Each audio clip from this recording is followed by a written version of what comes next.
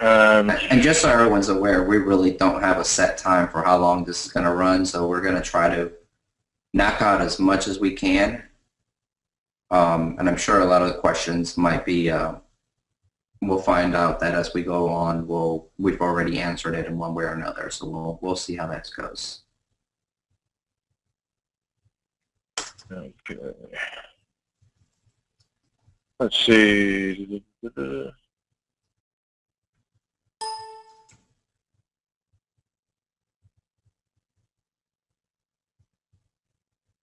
Sorry, I got to scroll through all the beginning stuff when we said yes, yes, yes, and everything. Uh,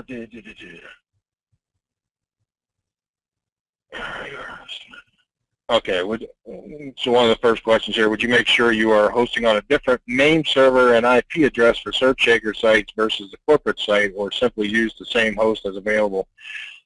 We use the same host all the time, and we actually use the same IP. We used to use multiple IP hosting, but about a year ago, actually a little over a year ago, switched everything to Cloudflare. And what Cloudflare is it's basically called as a content delivery network. Now, if you go sign up for Cloudflare, you can sign up and get a free account, and it doesn't cost you anything, and you can add as many domains as you want to it, basically. And it'll give you its own name servers to put in at your registrar for your domain. You know, typically you would put in your host's name servers, but in this case you would actually put in Cloudflare's name servers. And what that does, it actually does DNS masking. So if you actually went and pinged the site or something, it looks like it's on different IPs, and not just to mention, not just the fact that it looks like it's on different IPs.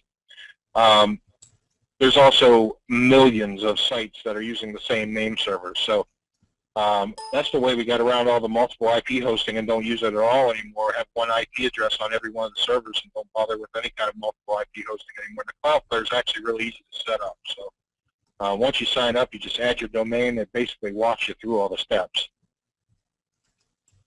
Let's see. Could you explain how to use the bit.ly link? Well, bit.ly, I mean, if you want to use bit.ly or something for some of the offers or something that you're sending people to, or if, for instance, you're using something like Semi-Easy's double agent, and you want to send it to it, and you're bringing up a different site inside that iframe lightbox, or like we were just saying, if you're using something like, for instance, ClickBank, and not wanting to leave a bare link or something, you could use a bit.ly link. Can you bring up bit.ly for 1 second on your screen?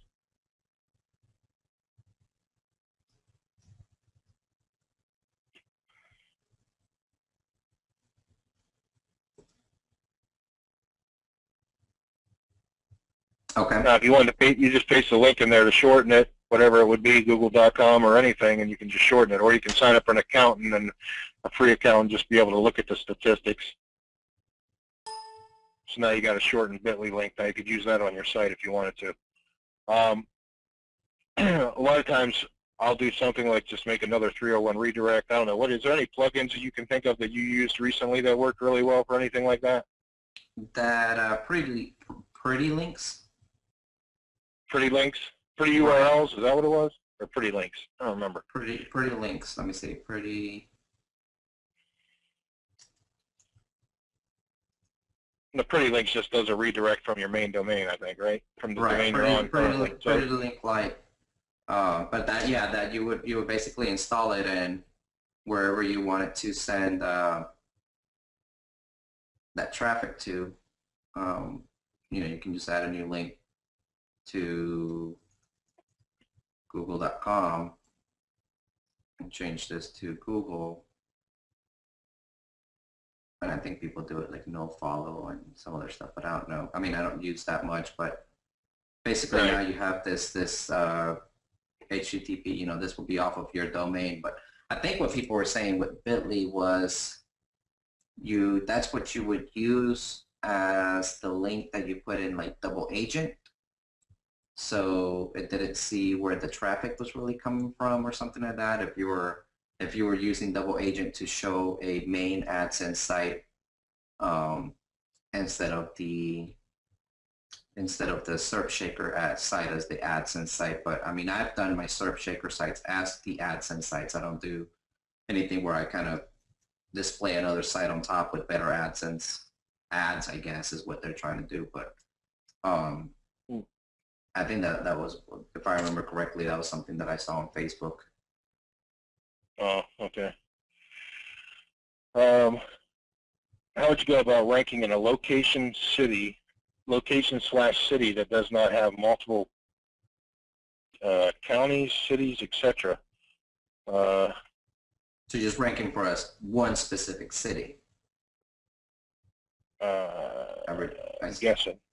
Okay, but that would be a different approach. I mean, that, you know, what we're trying to do, we're trying to rank for as many little cities as possible. Yeah, so, I mean, I guess you could do. I mean, typically it would be outside the realm of what we would normally do. That we won't build the sites that way. But if I was going to do it, in that case, I might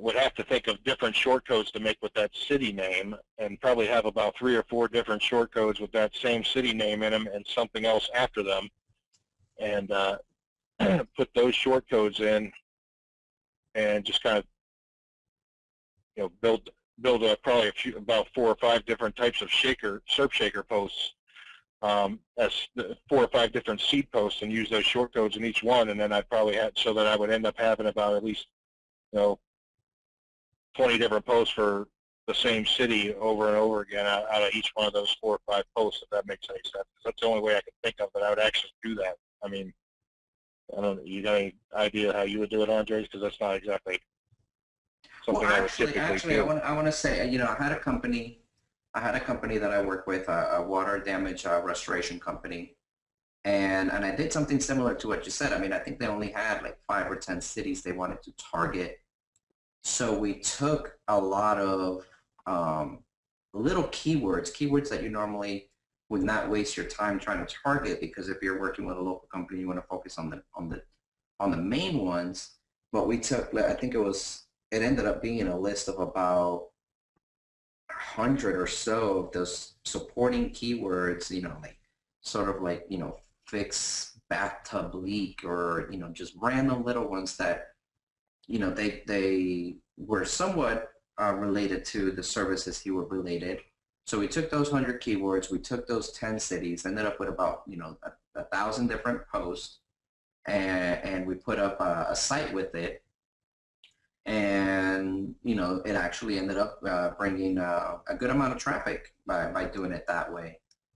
You would just have to make sure that the content that you use, if you're going to do it like that, it's something that's very general and applies to every single one of those keywords. Because, you know, instead of using city, you'd be more focused on keywords. You know, the thing that would change the most from post to post would be the keywords.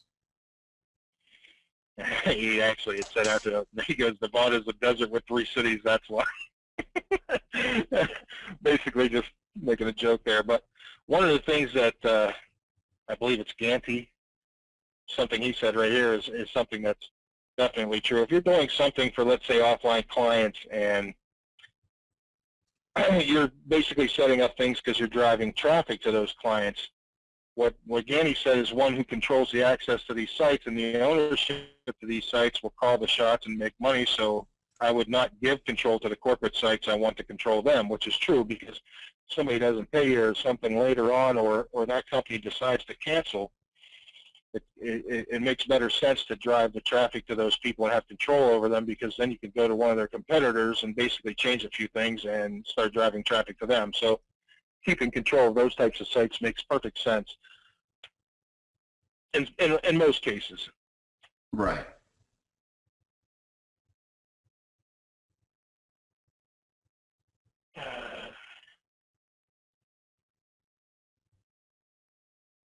Let's see.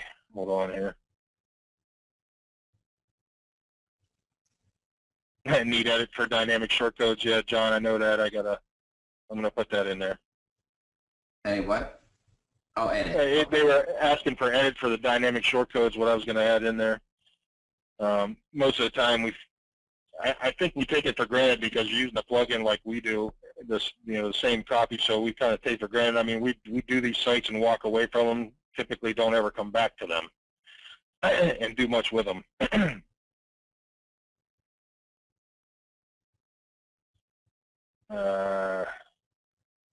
So we did not use shortcode for city in the dynamic. Right. Right, yeah, you would never use the other shortcode and put it inside a dynamic shortcode. And if you do, it's just going to show up as the squiggly bracket city or squiggly bracket state or whatever. It's not going to actually replace it, because the way dynamic shortcodes work is they load up every time the post loads up. They don't get built as part of the actual text. The body article text. It's something that's, you know, always kind of changing with every load. So you know, they wouldn't, if you put the city in there, it just wouldn't work. It wouldn't actually show the correct city. Yeah, what is the limit for dynamic shortcode size, John? The shortcode size, I think I put this in Facebook, was, you know, it's like 64,000 something. It's probably around 64,000 characters is what it's supposed to be, but sometimes that might get truncated. You wouldn't want to make something that big anyway for the dynamic shortcodes, because you have to remember, if you put stuff in there with syntax, etc. in there, you're using up some processing power every time it displays one of those pages with a dynamic shortcode. They were really made to be things like where you could put different types of things, like I said, spin ads or stuff like that, or actually put paragraphs like you see Andre's doing with syntax in them to display somewhere on the page. It really wasn't meant to make like a whole other post.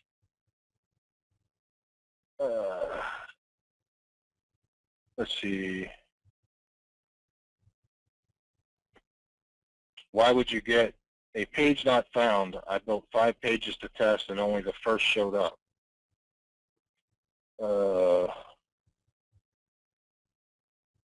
Not really. Not really sure. You might best thing would be a support ticket so we can go in and yeah, take a you'd have look to at put it. that.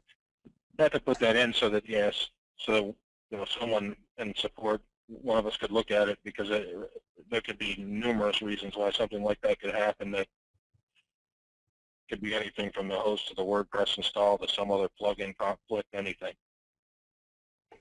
Why do you build 10 posts and then delete? Yanti, the reason we did that was just because we want to make sure.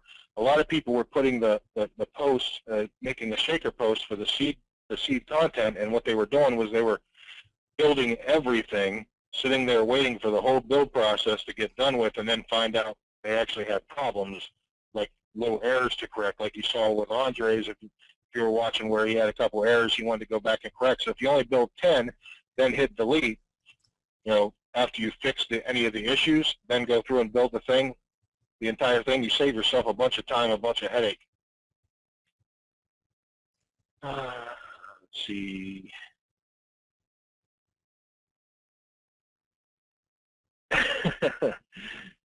Kevin, that must be Kevin from inside Facebook. He goes, seems like this is a list of mistakes Kevin made. I think I saw him say that earlier when we were talking about some of the mistakes at the beginning, the 14 mistakes.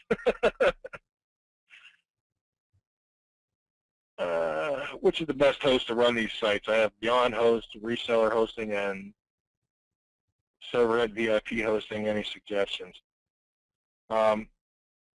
Typically with a regular shared host like HostGator or whatever, you know, you're going to have those set limitations, so you might want to use, sometimes you might have to do a workaround, like Andres was showing when we walked through the workaround on if something times out. Now with something like Beyond Hosting, you should have something like a BPS, and you actually have control over the PHP settings and things like that inside the WHM panel inside of Beyond Hosting. And if anybody has questions about that kind of stuff, I think you put up a thing, didn't you, with the WHM settings? But I'll go through some other stuff as well. And add it to the Facebook. I did. I want to say that I did. Yeah, I did a video on timing out, and I specifically talked about which you wanted to, the PHP .ini settings that you wanted to change, and how do you do that through WHM, which would be the easiest way without having to log in directly into the server.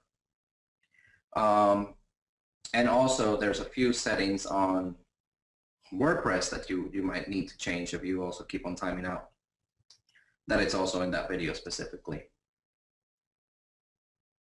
And the link I'm showing here on the screen is just for that WP Migrate, your plugin that I showed that I was using to. I posted it on Facebook too, but just in case you were interested, that'll take you straight there. Hold on 1 second. I lost my place here for a minute. Let's see.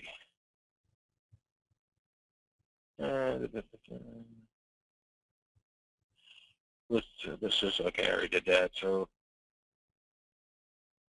I'm not sure what you said. Can that be put in the post append section of Shaker where you juggle post dates? I'm not sure exactly what you're referring to. So What is that again? Say that again.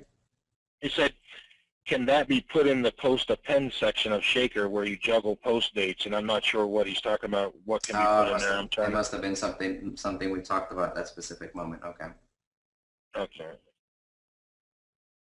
Is AdSense going to work well with double agent?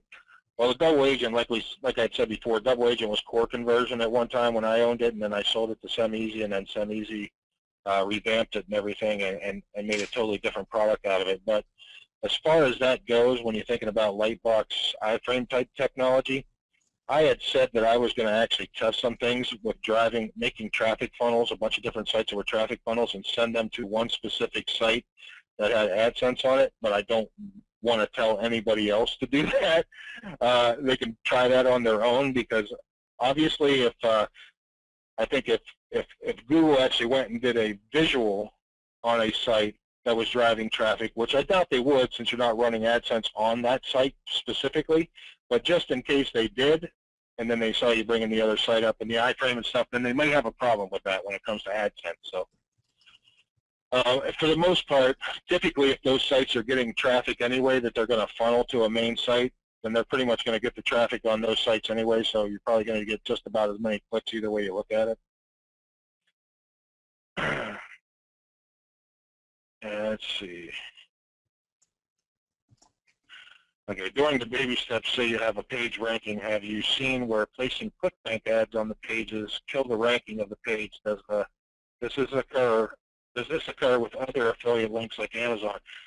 Wes, the only time I saw that, like I was saying, the only time I had a problem with stuff like ClickBank and stuff killing the rankings, I don't know, Andres may chime in if he had a problem, but the only time I had a problem with that is if I was showing the bare ClickBank link, because for some reason Google doesn't like ClickBank. Yeah, no, I have bare max bounty ads. I think a lot of times my Right, I never had a problem with CPA ads. I never had a problem with those being bare, but for some reason I think they just have a grudge against ClickBank. Yeah, no, that's the. I've never personally had any success running ClickBank products with this kind of setup.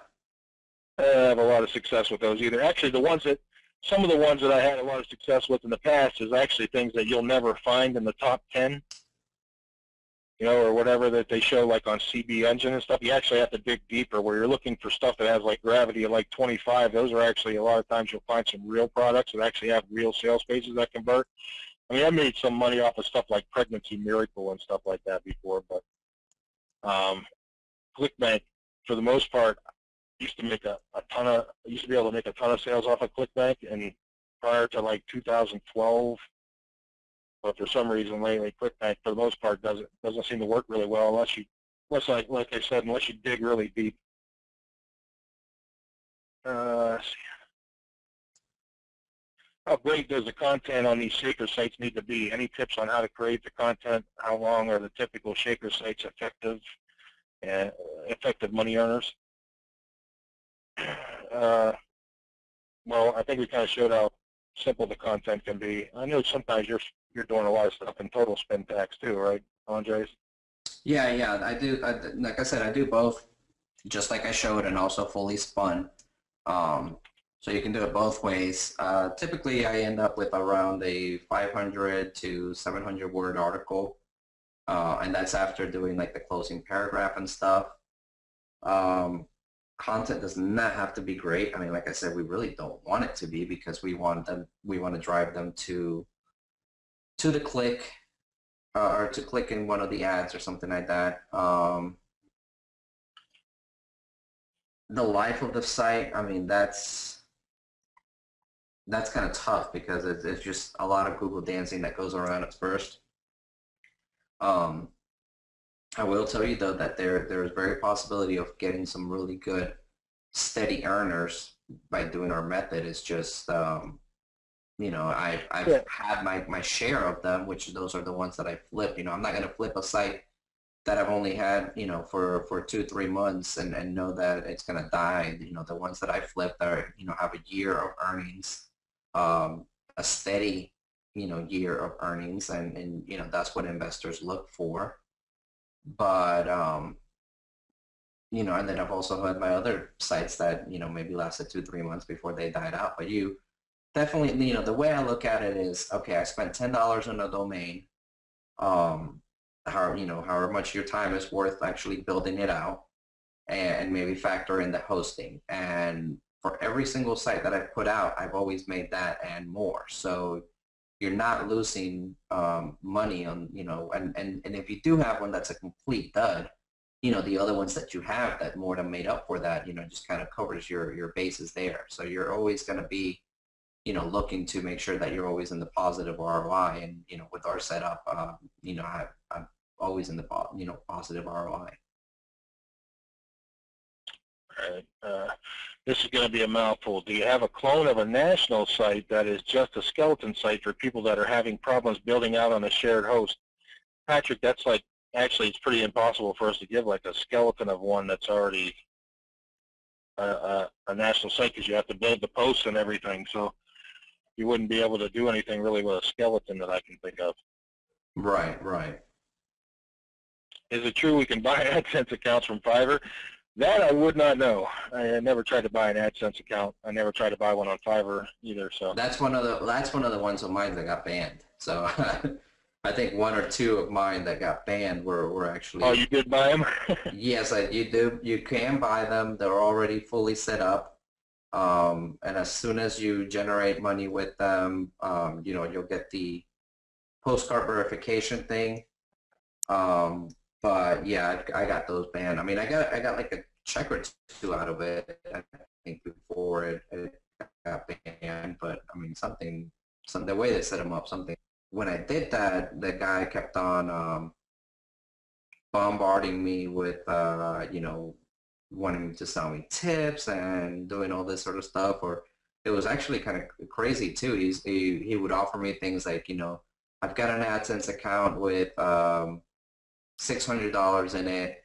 I'll let you have it for 300 because we can't collect the payment, and you know, things like that. And you know, they would show the screenshot. They would show screenshots, and you know, they would do a team viewer with you to show you that you can actually go into it and whatnot. But I'd be very weary of stuff like that. Creating a Yeah, new AdSense account is not. just tell them.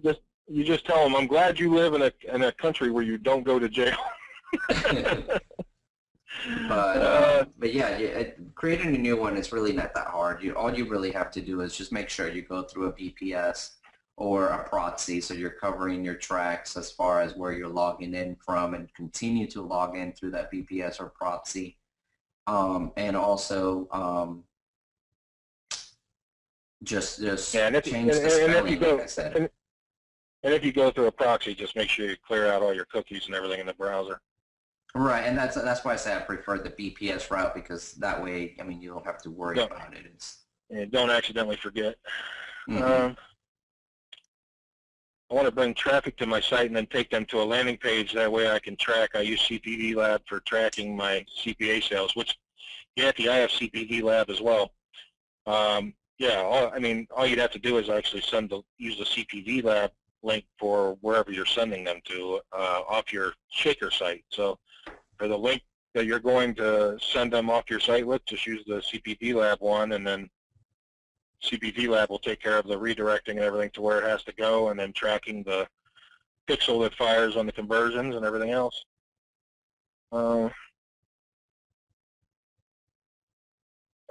Different bank account number than you used with the previous AdSense account? Say that again? Different bank account number than you used with previous AdSense account?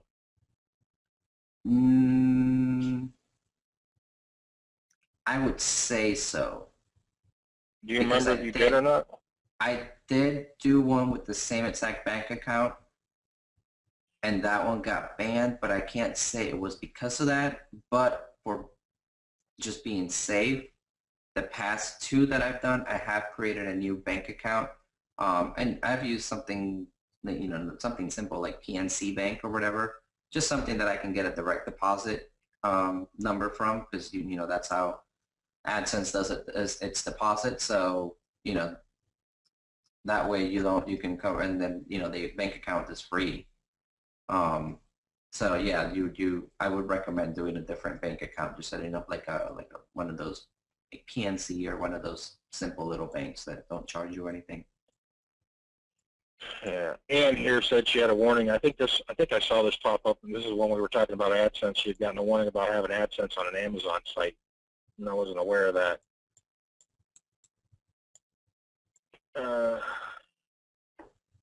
What do you recommend for affiliate link cloaking? Like we were saying, you have the pretty links that he was showing right here, Mike, and bit.ly links, things like that.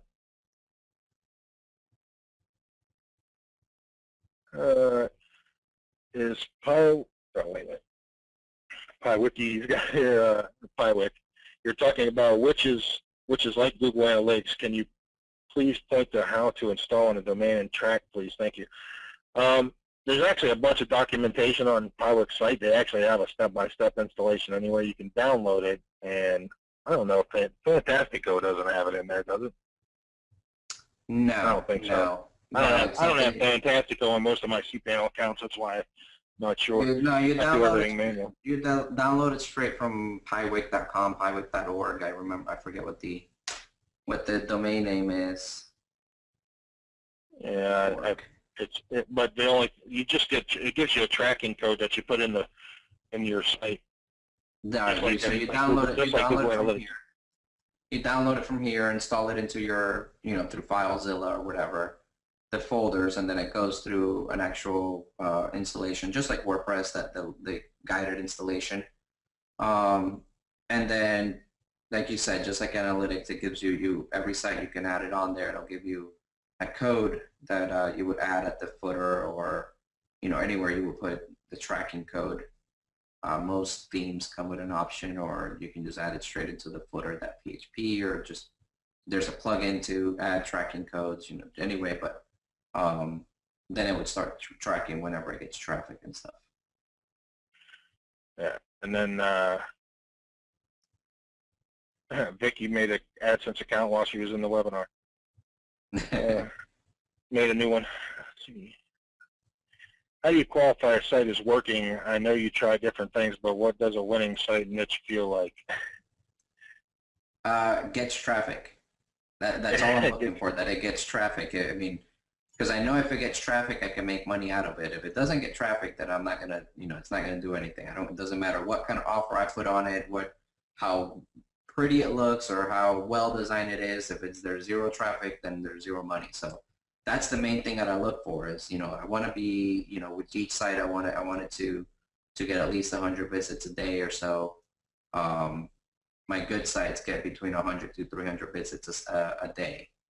So that's what I've kind of used as a base mark, base point to if it's good or not. But it doesn't mean that every one of your sites has to do 100 a day. You could have 10, 20 sites getting 30 visits a day, and it'll be just as good. Which I have a lot of them that get 20 to 30 visits a day. But for a site, for me to say my site's good, and this could be one that I'm going to sell, it's between 100 to 300 visits a day, because that's usually what I figured out is where I can get the most money out of them. Can we get a copy of the spreadsheet that Andres uses? I've asked around, but no one will share it. Is your spreadsheets in Facebook in the file section, or is it just the one that I put up there? I think it's just the one you put up. I can put up the one that I've used. Mine's mine's a list of like 15,000 that that's what I've used to build, but I can put that on there. Yeah. I'll just share it with VIP though. Right. Let's see. Could you add spin tags to categories titles. You can add the spin text to titles in the regular title, not in Yoast. But well, I think they're saying, can we add spin tags here, which we've never really tested. I've never actually added spin tags to a category. That's funny. After all these years, I never really had a reason to. Let's see, window companies, window installers. Just do a quick test and see. I know we didn't code it with that in mind, but it could work. So I'm going to save the draft. I'm just going to do 5.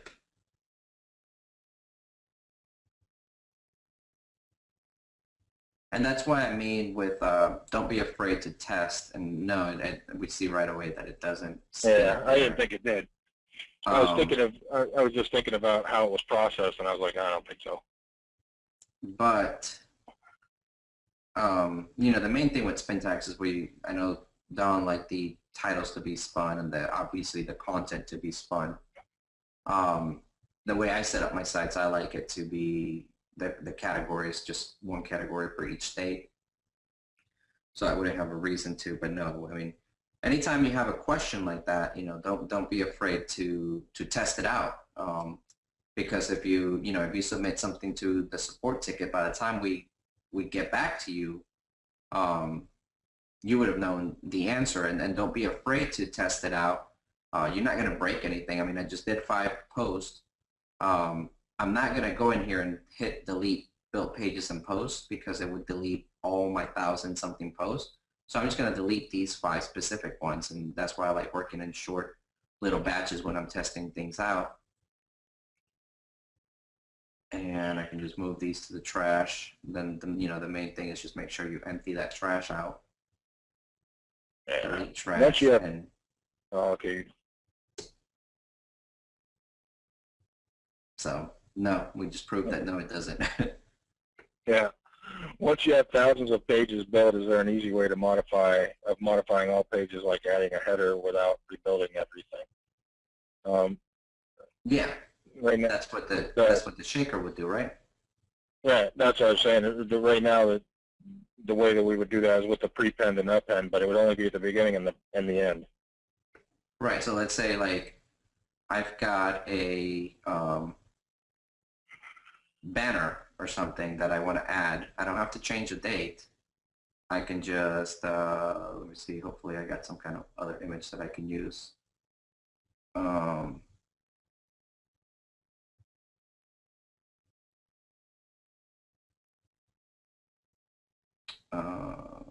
Let's say we've got this HCG image in here. So I've got that in there, full size. I don't want it to link anywhere. I want it to be centered. So we've got that. We don't choose the date. We just submit it. It's updated all the posts, and we can actually go to the post, check them out, and we notice that now that image is at the top.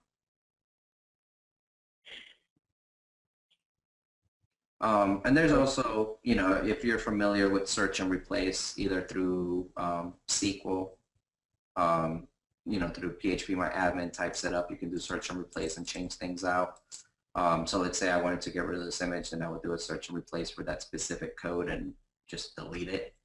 Because now that I've put it in there, I have no way of deleting it unless I do a search and replace, which it's just good to become familiar. There's a plugin that can help you with that, or you can just go straight into the PHPMyAdmin and do that. So it's good to kind of get familiar because it will help you solve a lot of problems if you make mistakes. What is the shortest time you've had to wait to qualify a site as a winner? How did you know that it was a winner? Did it stick?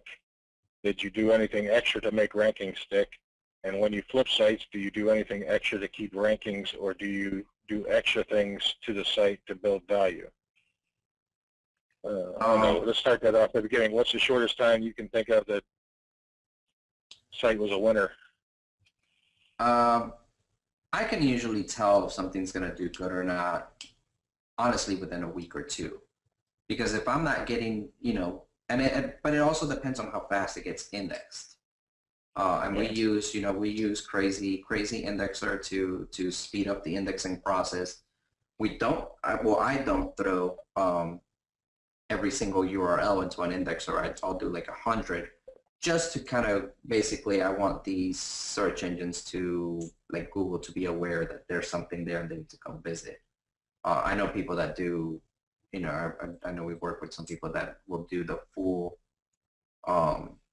sitemap, all 15, 30,000 posts through some kind of indexing program and get it Google to try to index every single one of them at once. But I just like to keep it simple. But after those initial 100, I will notice that over the next couple of days, over the next week or so, more and more and more posts will get indexed just because of the way it's set up with the interlinking and everything we're doing. But if, at about the 2-week mark, if I've got, if it's almost fully indexed, I should be seeing some traffic. If I'm not seeing any traffic, then it's a dud, pretty much. Yeah, as long as he's getting traffic, we pretty much know it's a winner because they'll find some way to convert that traffic. How did you know it was a winner? That was it. Did it stick? I mean, did it stick is kind of like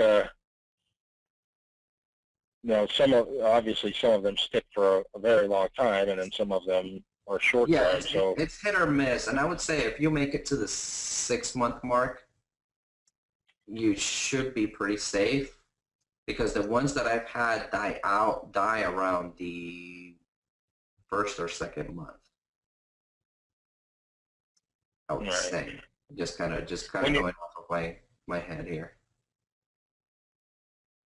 Did you do anything extra to make rankings stick? Like we were saying before, I think we tried some backlinking stuff, but we never backlink any of these things. So right. I did do tests with backlinking before, and every single one of my sites that died had some kind of backlink, so I stay away from it for now. I'm starting to test again with kind of like my own private network of high PR, but it's very limited testing at the moment, and I can't say whether it's doing anything or not. When you flip sites, do you do anything extra to keep rankings, or do you do extra things to the site to build value? Basically just the income that they come in with, I mean.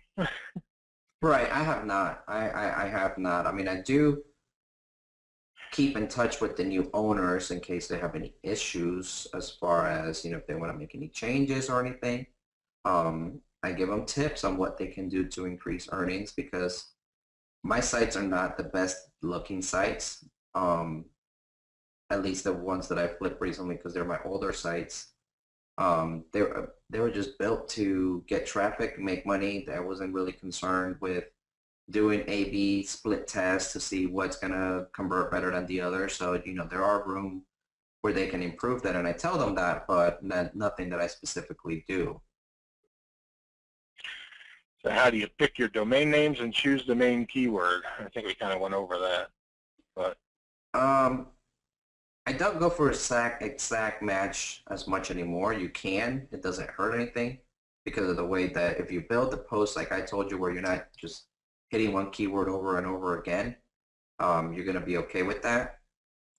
I've had success with domains that have kind of like the niche that I'm going after in the domain, and I've had other ones where they have nothing to do with the niche and they still do well. So I don't think domains are as important as we think they are. Yeah, not anymore anyway. Exact match domain, you can buy that as long as you're not using the same keyword phrase throughout your content that you bought the domain name with. Then you're not going to get penalized for that. I've never had a problem with that, because it's only an exact. I mean, there's really only one way criteria to tell whether you're buying an exact match domain is if you stuff the content with the same keyword. Can you spin the image that gets posted? Yeah, you could just spin the URLs for the images. Put the URLs for the images in spin tags would be probably the quick way.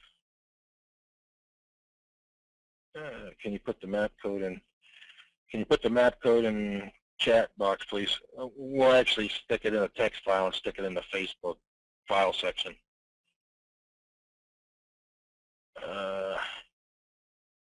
Do you put in video and how? We were putting videos in, but I don't think we do it at all anymore, do we? Can you put in video? Yeah, you could put in videos, but they were asking if you put in videos and how. Yeah, I mean, if you're gonna put a video in, it's just as simple as, going over to YouTube. Just grabbing their embed code and pasting Right, them in the text. grabbing any of the videos, and let me pause that. But just grab the share embed code, and you can set up how big you want it, but you'll be able to do that. And then let's say you wanted to rotate through a few videos, you would just do you would take the embed code and just have that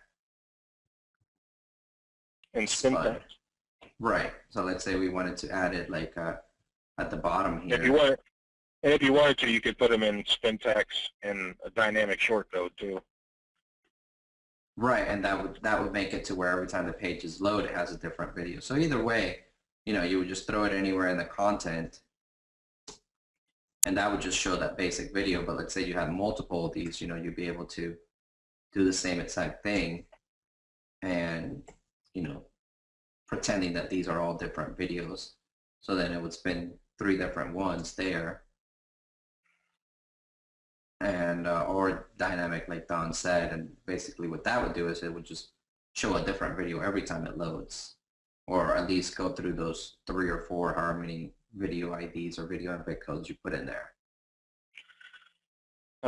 Tell us some ballpark figures for selling these sites, please. Actually, a lot of the ballpark figures, a lot of the examples is actually right on the sales page for some of the sales, but obviously not all of them because.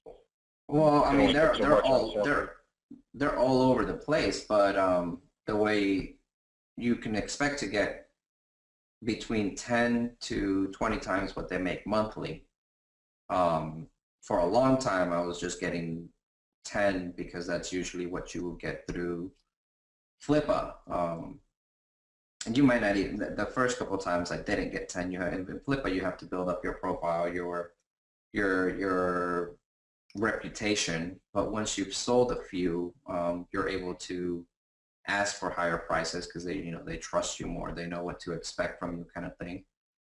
And then once you have done it a few times and you know the process and you know how to build these sites really well to where you can sell them in about a year's time, then you can start talking to website brokers, which they have a customer base that they sell to, and they can get up to 20 times what the site generates a month. But for those 20 times, be ready to provide a lot of proof that it's definitely making that amount of money, because they're really going to scrutinize the site.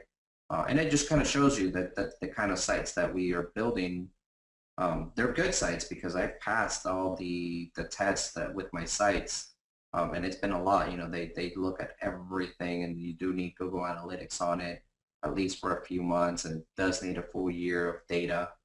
But you're able to get those, but it's worth it because you're able to get 20 times monthly what they make. Right. And as you've seen on there, I mean, there's what, $30,000, $40,000, $60,000 site sales on there. So. Right. So we need to build, or what is it? No, what about shaker dates? When is that done? That's after the site's completely built. Right. That's after the site's completely built. And we were actually talking. I was talking to Don earlier that we think it's a good idea to actually maybe visit it once a month and just shake it up, because I mean it changes the date that the post was built. It changes the order that the bot will kind of jump from post to post on the site. So it just kind of makes it like things are changing up, that you're adding new content without having to add new content.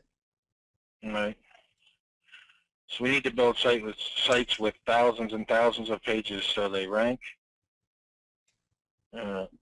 That would be the idea. I mean that's really, right. I mean, for all the examples that I've shown that are making money, it's nationwide. I mean, most sites. Most of those are nationwide, yeah. When you are working on your sites normally, do you do the whole build at once? If I use a VPS, do I need to limit the number of builds? Test the limits. Test the limits on your VPS. See if you could do all 15,000 at once, or load up the list of 15,000 cities. See where it actually times out, so that you get an idea. Let's say you do 15,000 and around 8,000, it times out. Then I would do maybe 2 separate builds of 7,500 at a time. So you have to test out the limits on your thing. The main reason why I do my local host is because I know that I can hit build and it's going to do all 15,000, and in about an hour or so I can come back to my computer and it'll be done. All right. But when you're, as far as do we do the whole build at once? If you're capable of doing it, the whole build's done at once, and we pretty much don't touch the site much ever again. Yes. What do you use to track how many visitors you get to the page? That was PyWhip, Brian. And AW stuff that you have in cPanel typically. When running the shaker, do you ever pick a date that is before the purchase date of the domain? All the time. Do that plenty of times.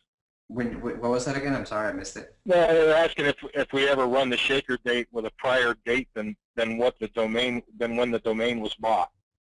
Oh yeah, every single time. Yeah, every single time, because we work a lot with new domains, and that doesn't matter.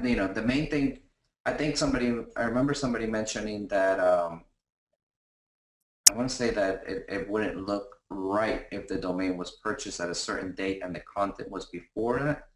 But also think about that people are changing, legitimate established companies decide to change the domain names multiple times throughout their life, the life of the company. Companies rebrand. People let domains expire and have to put all their stuff on a new domain.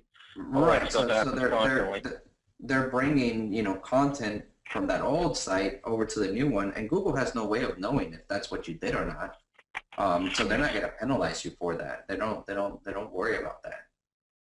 No, some of the things you got to realize is that a lot of the stuff you see on forums and blogs and everything else, Google doesn't dig as deep as a lot of people think. It's almost like a conspiracy theory. I mean, if they had that much power, you can't spend that much processing power analyzing that deep on all the sites that are out there that are in their index.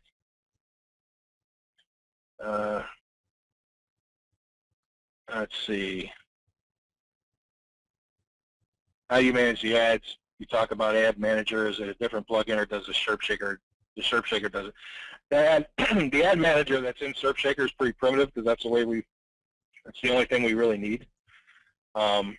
But I'm going to actually advance that a little bit, because there are some times I've run into where I'd like to do a little bit more. I mean, at one time I was actually doing stuff a few years ago with OpenX, which is an ad server, but that just was actually overkill. So, let's see, how do you build a site? How do you build the site on your local machine instead of using my HostGator reseller account? What are you using on the Mac? XAMPP? On the Mac, I have MAMP. MAMP. So you got MAMP, you got XAMPP, which is XAMPP, and then MAMP here. On Windows, I've got my sister set up on WAMP, WAMP. Yeah, and then you got XAMPP, which is another one. There's actually a bunch of them that have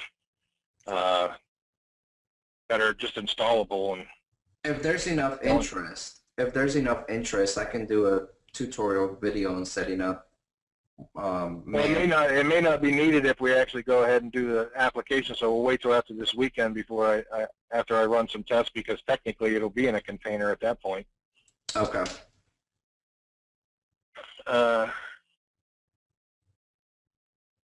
Let's see.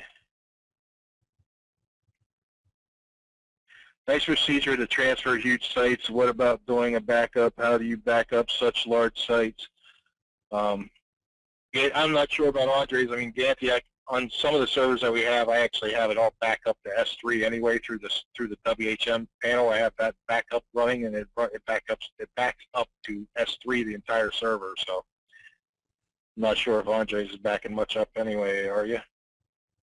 I'm not really running any backups. I The would thing with guess it, I mean, most of yours, other than the dedicated servers that we have over there, the VPSs that you have are mostly in beyond hosting, right?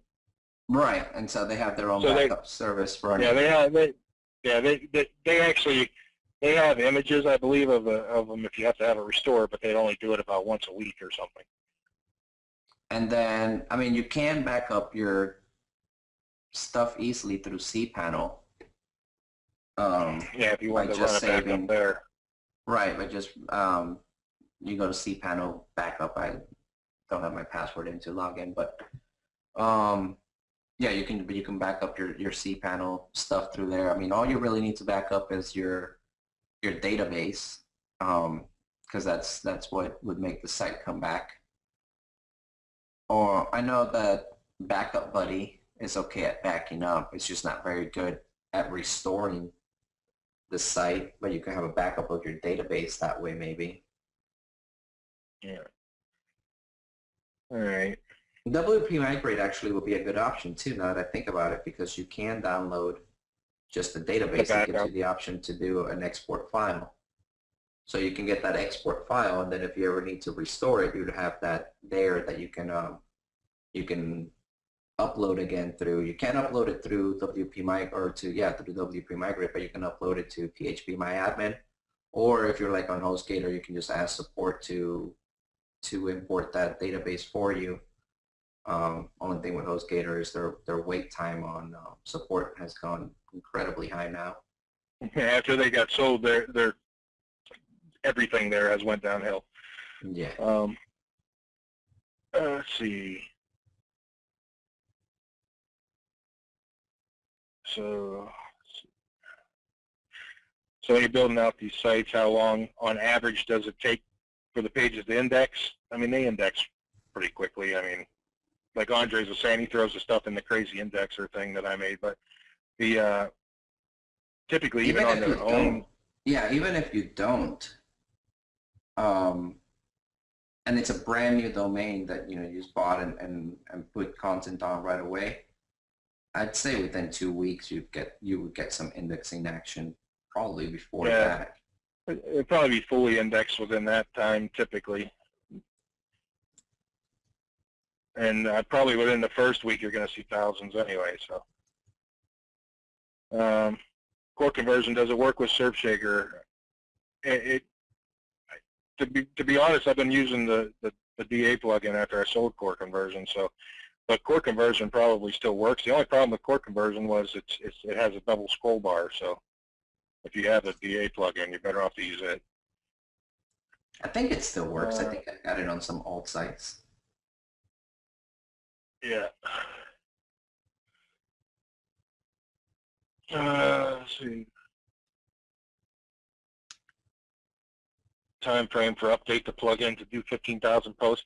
Well, it typically does it. It's usually the host that's, I mean, it does the 15,000 posts, no problem. It's just the host that's typically the problem with like a shared host. So I'm working on some way to see if I can get around their limitations. But also we're talking about making it a standalone desktop app. So as far as updates, there's going to be quite a few updates coming out. So they're all going to be within the next probably few weeks. You'll start seeing more updates because we're trying to get up to 1.10, I should say, which is probably going to go pretty rapidly to that. Should we spin the whole post, or is the top and bottom enough? We had touched on that, where Andres was doing some of them completely spun, and some of them he was only adding an excerpt in, and some of them he wasn't spinning at all.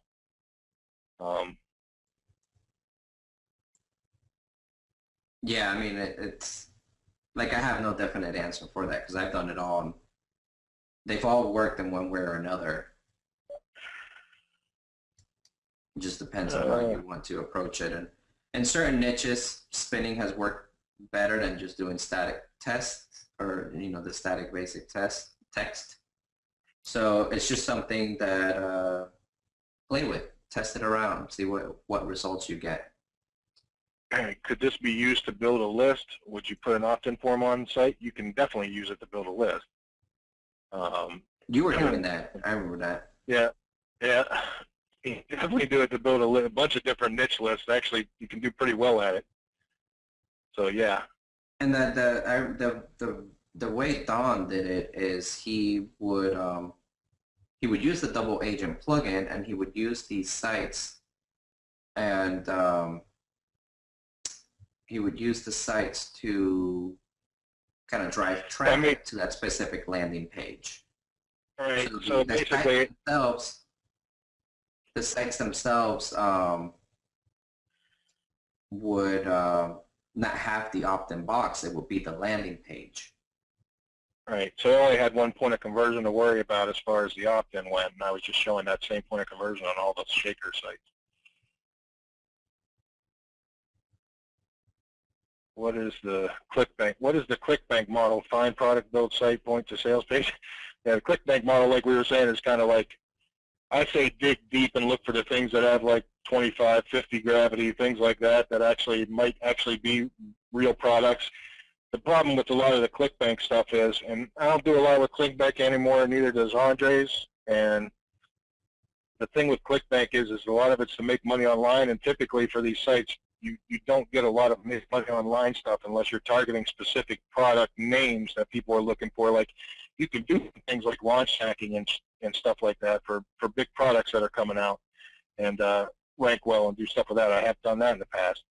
But as far as ClickBank goes, you kind of, if you're going to do something, you kind of have to look for something that's going to be at least a halfway decent product, like, and probably kind of stay away from the make money online niche when it comes to the ClickBank stuff, is with this, with building them this way.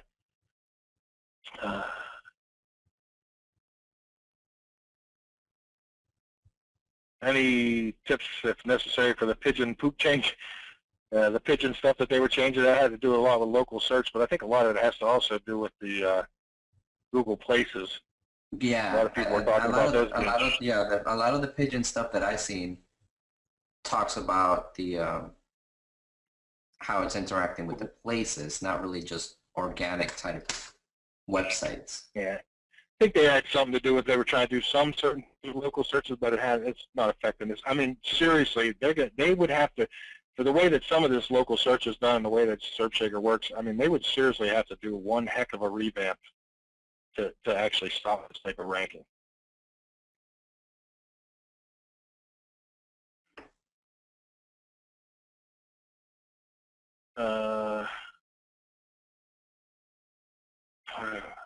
You can install one.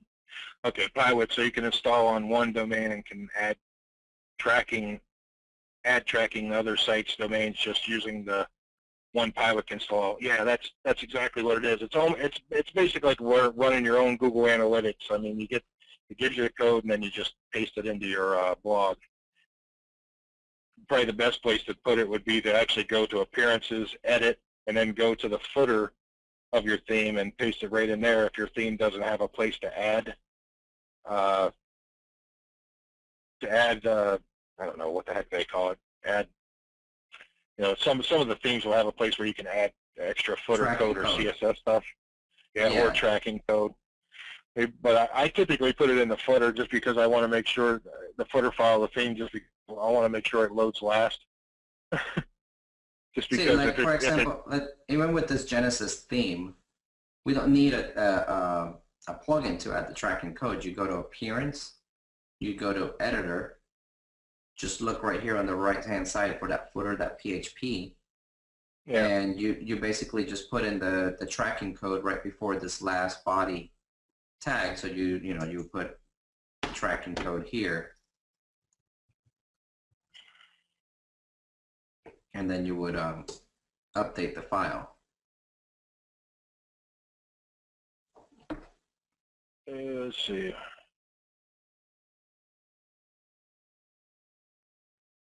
if we're trying to get our first AdSense site approved to get started, should it be a small site with only a handful of pages, not a SERP shaker site?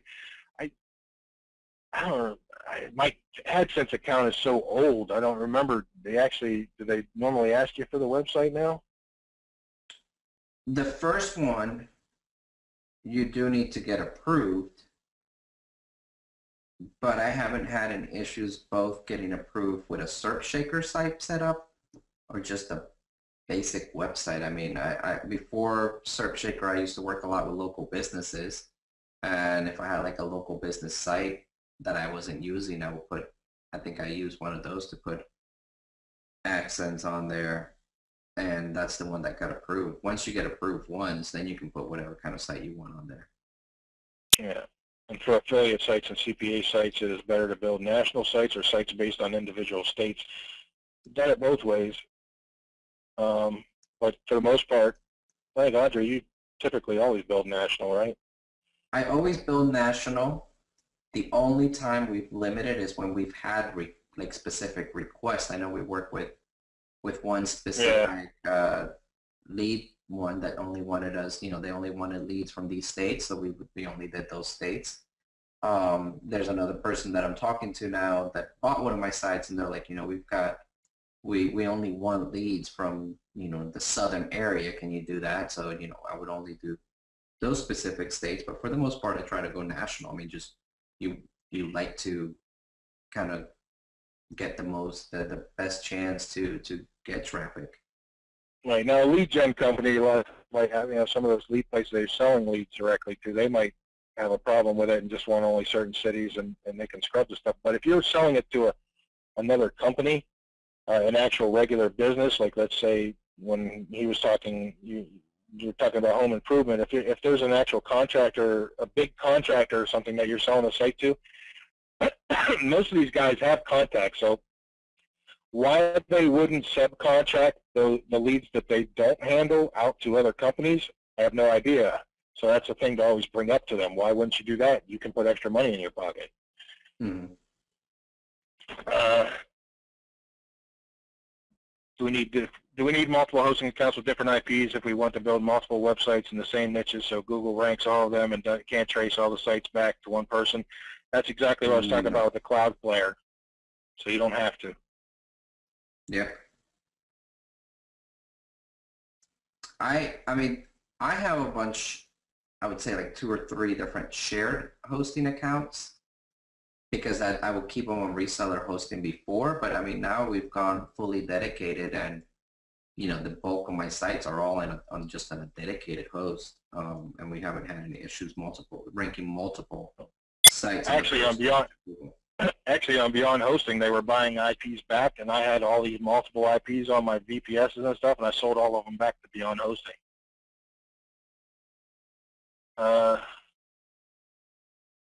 There's a few people that have said how the WP migration tool is great.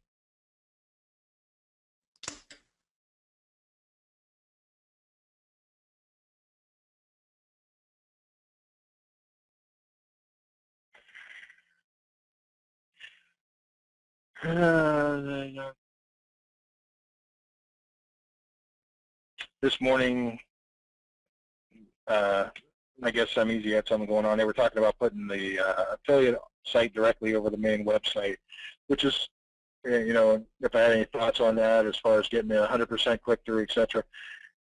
And that's most of that stuff I did with core conversion originally.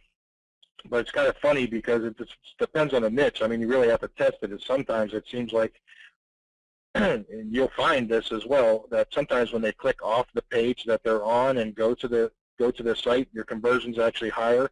Sometimes it's exactly opposite.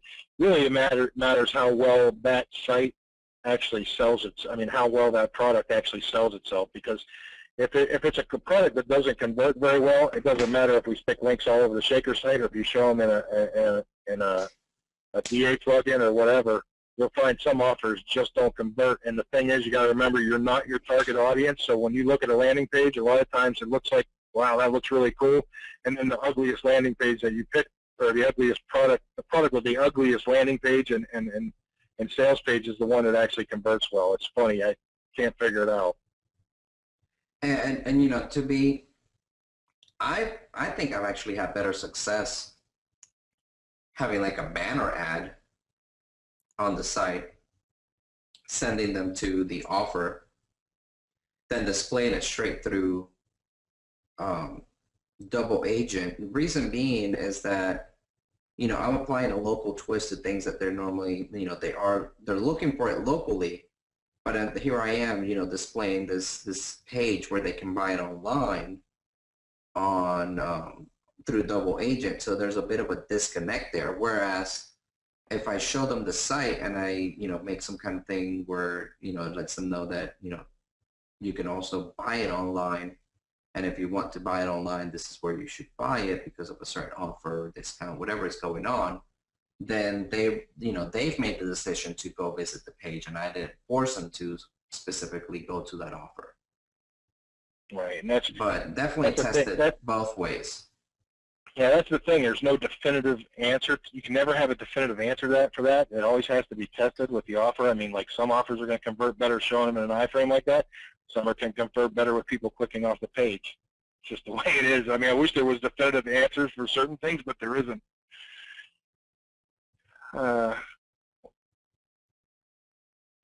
What is your favorite monetization method? Which method gives the most ROI?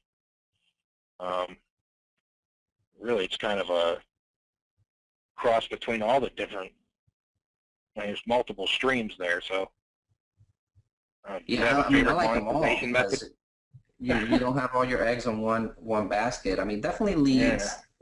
You get good money from leads, but you've got to be at a good point where you have the system down well before you can get into leads, because getting somebody to click on an ad and buy is a lot easier than getting someone to put in their personal information. I think. Yeah, depending on what the lead is, obviously, 'cause some of the leads are actually rather long forms that ask some pretty intricate questions, so personal questions, depending on the lead, obviously. I mean, obviously, if it's just an email submit CPA where you're getting $1.50 for, then it's not as hard to get somebody to put their email in, but we also get a lot of those scrubbed. Are these sites mobile optimized? That all depends on the theme. Yes. Yeah, definitely the theme. How do you approach Amazon products still through city and state? Now, Amazon was something that I did when we first did the local page Ninja, and you can actually approach that a bunch of different ways. And as far as Amazon goes, there's a bunch of different products. Like Andres was talking, he always tries to throw a local twist on something. You can do that because you can always find products that people can go to Walmart or down the street, a local hardware store, and buy. But and then put a local twist on it and send it to an Amazon product. But then you also have the ways of doing things, like if you want to target specific things, like specific electronics that have multiple variations of them, and you have a bunch of different model numbers, etc. Because you'll be surprised how many people actually punch in different types of model numbers and stuff. So you can actually do that pretty well too. Because actually, what I think I did was like TVs and something else, and then when I originally did it, and I did that with a bunch of different model numbers, and the LPN sites did really well. But again, on Amazon, it depends, because it depends on the product itself.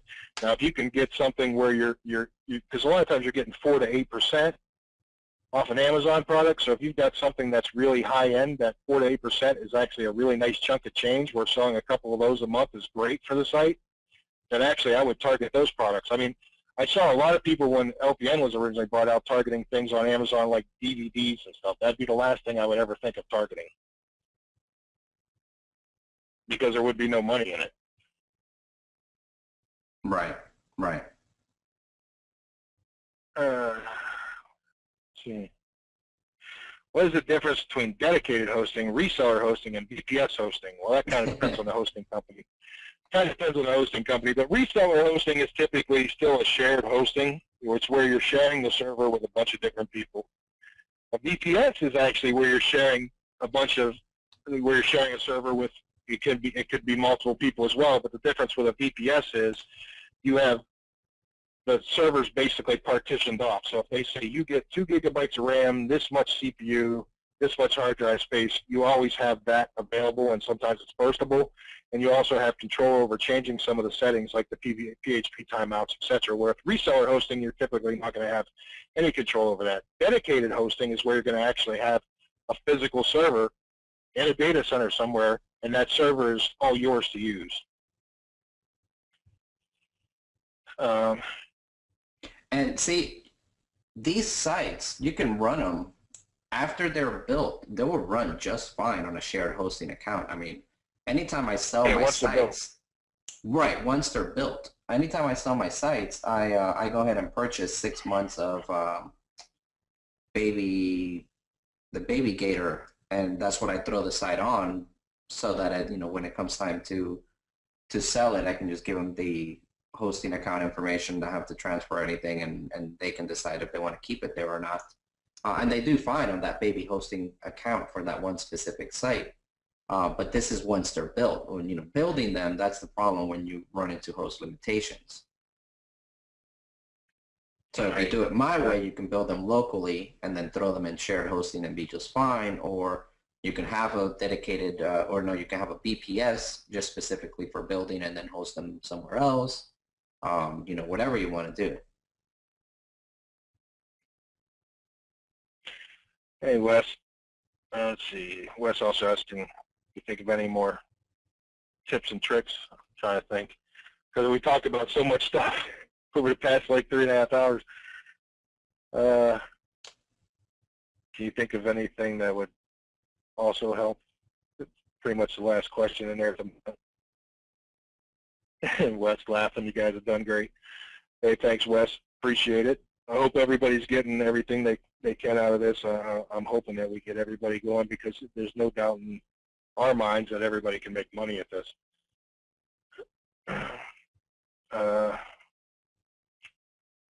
Can you think of anything else, Andres, that you wanted to throw out there? Does that mean we actually hit all the questions? The main thing that I just want to push is just test. Just build something, get it out there.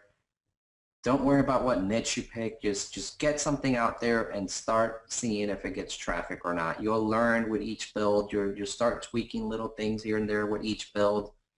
You'll find your own process to speed up how fast you can build them. But you won't learn that, or you won't find out what works, what doesn't, if you don't just build something. I mean, most of you, I would bet, have an old domain sitting somewhere that you never did anything with, or even that you did do something with, but it's not making you any money. So you just empty out that domain completely, delete it, get it, and set it up on a new hosting account, build on that, see how well that you might even do better on an older domain, because I have noticed lately that purchasing some age domains seems to kind of kickstart the process. So that's actually a good tip that we haven't touched too much on, but picking up domains through GoDaddy auctions, or using the software that Walter put for us on the group, the PR PowerShot. You can find some good domains for about $10 or so, plus the registration fee.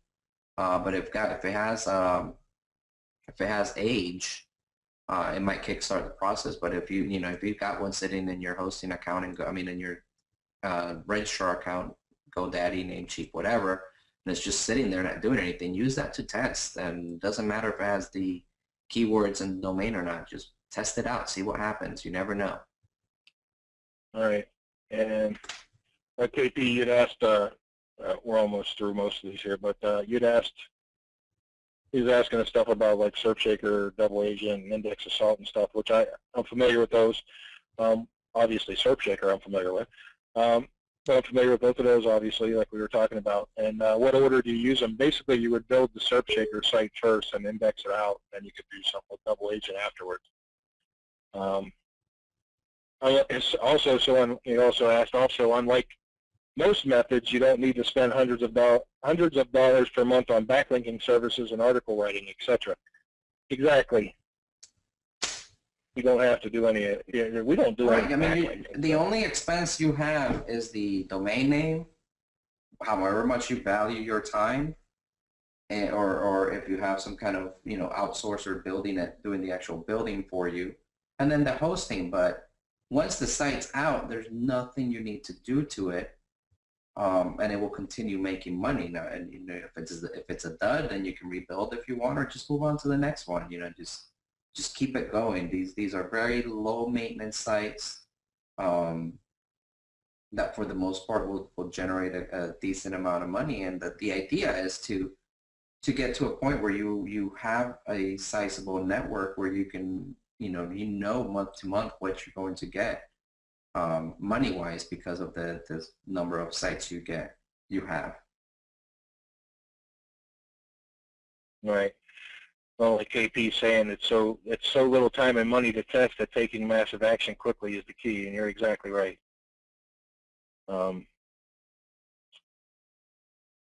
Everybody's loved the info so far. Ganty asked, as far as the desktop version of it, what kind of hardware and software do we need to run this? How is it different from local? Obviously, the faster. How is it different between LAMP and WAMP servers as far as if I make that local desktop build and it works out all right? The only problem I have with it is that on the local test build I have to use SQLite, so that's one of the things I have to test. But it wouldn't take. I mean, it shouldn't take anything powerful. Obviously, the more RAM and the bigger processor you have and the faster hard drive is always going to make everything faster no matter how you look at it, but it shouldn't be too bad. But as far as how is it different from local LAMP or WAMP servers, the only big difference that there would be is the fact that we already have PHP pre-configured to run as optimal as possible.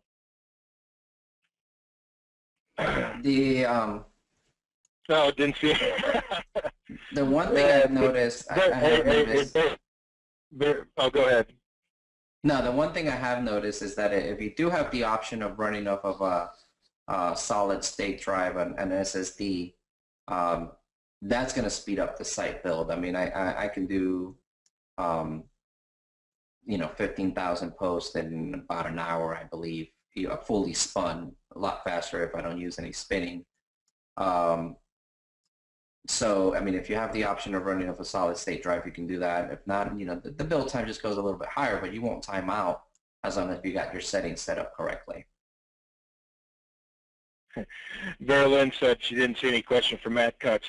That's because he was still out doing PR for Google, promoting how Google's algorithm is so great that it can heal the sick, feed the hungry, and do everything miracles.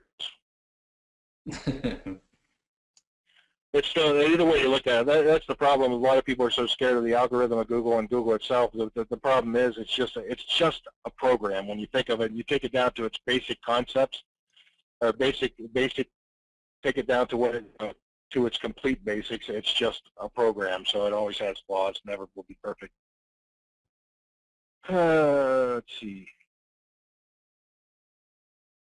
I'm going to cut off it here in a few minutes, but let's see. How long will it take me to learn how to use WAMP? Is it fairly simple? Any recommended tutorials online, or is there another software for Linux to build on my local computer? Thanks. Well, with Linux, I just install Apache, MySQL, and all that stuff anyway. So I have it on here all the time because I'm always doing development. So, but it's a little more complicated when you're doing stuff in Linux. So, as far as WAMP and all that stuff, I mean, go ahead. If you just put install WordPress locally into, if you just put that into Google, you're going to get tutorials. I think even straight through WordPress itself. It tells you what to. That's how I learned. Yeah, it's actually really simple as far as the setup. The MAMP and XAMPP and all that stuff, they all have installers, so they basically install themselves. The only thing is just the settings, that the PHP that INI file that you would change, and also the WordPress site that the WordPress settings you would change. Yeah. Wes asked if we could share your local PHP INI file. I mean, we could do that. It's only about 3 or 4 settings anyway that really have to be changed, but there's a few other ways that I can think of to tweak it out so I can test on some local when I'm trying to do this local build. So we'll see about putting that up maybe in the Skype group or Facebook group.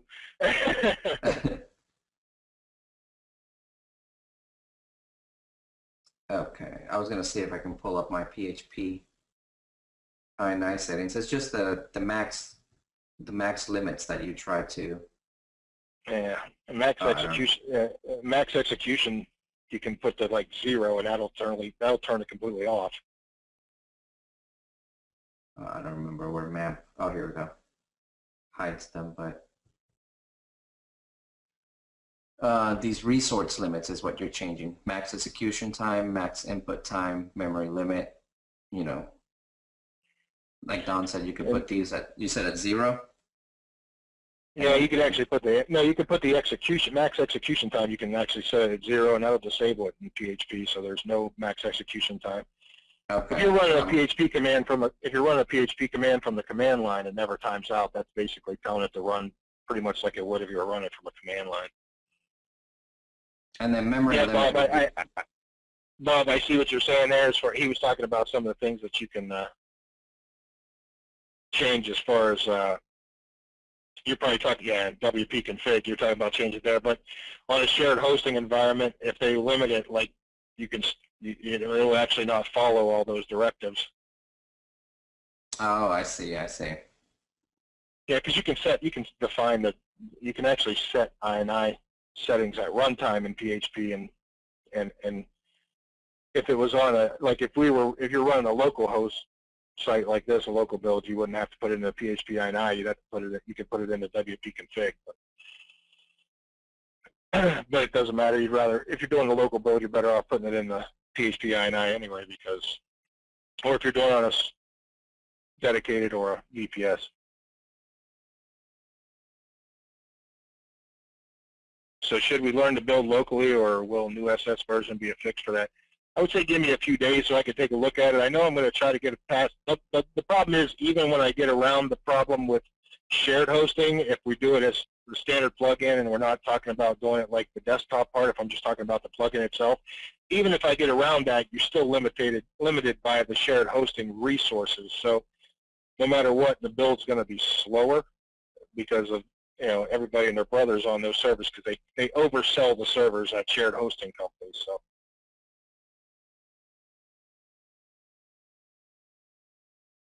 Yeah, the Surf Shaker sites only need one article and post. Yeah, I mean not one Shaker page for a seed to Right. build all the different posts and stuff out.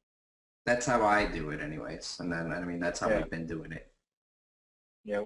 We'll really go back in and add stuff later. I think Maribel's been playing around. Like Maribel, if you guys don't know, that's actually Andre's sister. That's also in the support stuff, and she does this stuff all the time too. And she does it for him. She does it for herself. I know she's been playing around with going back in and trying to add content to them, but I don't know what her results have been on that. We'll have to ask her. We don't typically go back to them, so.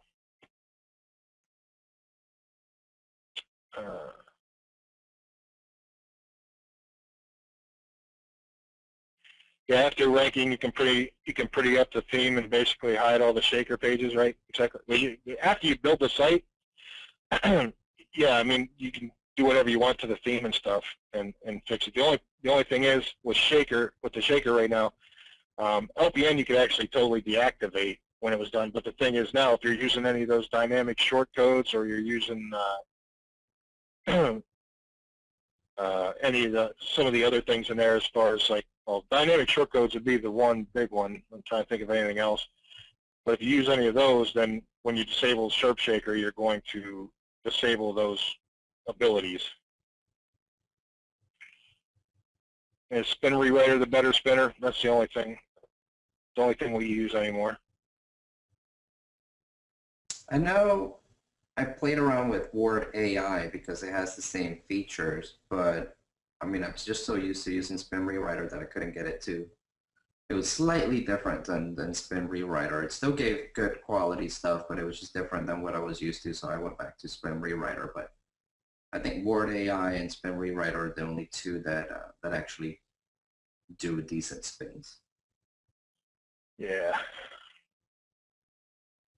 All right, guys. Looks like we hit the end of the questions here. I hope everybody got a lot out of it. Talk in the Skype group and everything is, or in the Skype group. Why do I keep saying Skype group? Talk in the Facebook group and everything, and you know, we can always continue discussions in there as well.